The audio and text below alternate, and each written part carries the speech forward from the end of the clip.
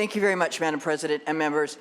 Members, I feel like I got a little time in the bank, and so I want to take a little bit longer with this presentation because I spoke with you, some of you yesterday about your opposition to this bill. So I want to start off, members, by saying I am a person who tries to live in a constant state of gratitude. I want to say that I have excellent credit scores.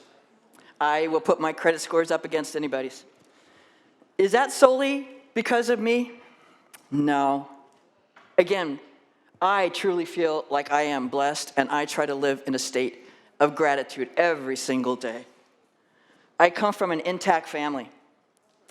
My mom's generation immigrated. My mom grew up in a monolingual home in poverty, but I grew up in a home that spoke English, so I didn't have to be that go-between interpreter. I grew up in a home that didn't have addiction, and while my dad had some mental health issues that he suffered from after the service, we had protective factors. As a social worker, we talk about risks and resilience. Now we talk more about it as ACEs, adverse childhood experiences, and we take into account how that has an impact on people's lives. So my dad had a little mental health issue, and I didn't think about it till this morning, thinking about this, that he called it his cuckoo check. That he would get a little cuckoo check every month, and that would go towards our vacations if we could afford one that year. And he always tried to get a little place off the grid where he could have some quiet. It also left him not being able to work for other people. So my dad had fruit stands. I had a home, stable life. We moved once when I was 3 to a house on a less busy street, to a court, and then I moved when I was 13 that my dad was able to achieve his dream by being able to buy a farm, and we moved out to the country. I was born with average intelligence. I was able to get an education, and my parents put my siblings and I as number one in their life, making sure we were okay, that we knew the value of honesty and hard work, stability, and that education was our path, and that we are lucky enough that we should give back to others. I am lucky enough that I am healthy. I am lucky enough that yesterday, while we all were here together, was my 8-year wedding anniversary to my spouse. I spent it with Mr. Becker on his anniversary. But I have spent 39 years with Renee, and we have enjoyed a good relationship without addiction, without abuse, without mental health issues. We have been able to have a stable home. I will say, I certainly have trials and tribulations, and I'm glad to share those on another day. But in the last decade, I have become a parent unexpectedly, as many of you know. But because I have a stable life, I was able to accommodate that. And my spouse had breast cancer earlier, and then within this last decade, she's had brain cancer, which has left her with serious disabilities, and we live with that every day. But again, I've been able to accommodate that. We have health care insurance.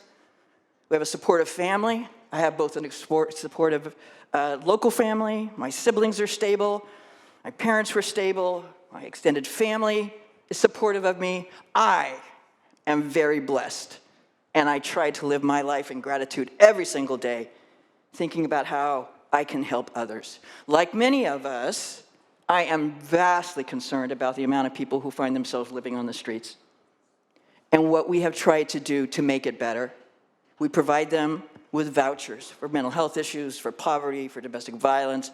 A government voucher for housing pays about 80% of a rent, about 80% of a rent. The 30% that person has to find. People wait 3 to 5 years sometimes to be able to get a voucher.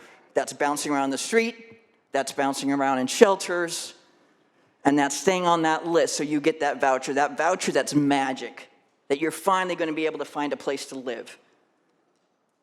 Except you only have about 8 months to find a place to live. Can be extended, but then oftentimes if you can't find a place to live, you lose that voucher and you go back in line. So when I was out visiting a bunch of my shelters, do we know how hard it is to create new places to live for folks? I was going around talking and looking at my new projects all over and they were talking about how hard it is for people to get into housing. And one of the things was about credit reports. And I said, well, certainly we don't ask people who are homeless for a credit report to move into someplace. Oh, yes, we do. We ask people for credit reports when they are homeless, have been homeless, and have not had the life that I have had. Have oftentimes struggled. Criminal justice system, mental health issues, raised in addiction, abused, molested, trafficked, all the things that we want to help make better. So we give them a housing voucher to get a place to live. And then the landlord asks for their credit report. Right? Oh my God. Yes, we do that. So we thought we got to fix that. That's not right. As my fine colleague from Tehama often says, we don't want to give people handouts. We want to help empower them.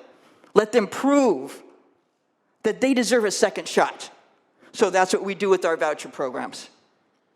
So this bill, members, this bill simply says, if you go to get an apartment, a bed, those you want to get your kids, your family off the street, and they ask you for your credit report, and we know that voucher is going to pay 80% of that rent, right? That landlord's not going to lose. They're going to get 80% of that rent. But can you pay that other 30%, or does your credit say that you're not worthy to even give it a try? This bill says that the landlord must just allow you to provide another means of proof that maybe you can pay, whether that's a pay stub, whether that's something from the last place you lived, whether that's something else that says you are worthy for a shot, not just based on your credit score, but on what you've been able to put together while you're waiting on that list to get that place to live so your kids can have a better shot than you've had. That's what this bill does, members. It says somebody must allow you the opportunity to prove yourself with another form of proof than a credit score. Again, members, I have a very good credit score. I live in a constant state of gratitude and think about what I can do to make things better for other people. I think this does that. I think this goes a little bit further in making sure we can get people off the streets, into housing, and give them a shot to prove that they can do it. I ask for your I vote.